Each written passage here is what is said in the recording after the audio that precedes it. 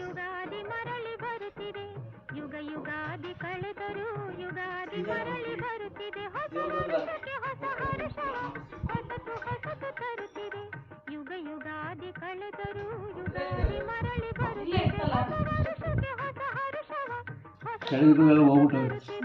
ಹೊಸತು ಹೊಸತು ತರುತ್ತಿದೆ.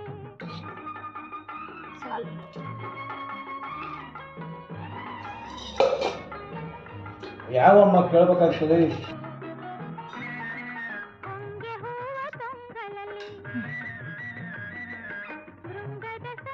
ನಾಳೆ ಮತ್ತೇನು ಭಾನುವಾರ ಅಂತ ನಾಳೆ ಮಾಡ್ಬೋದಾ?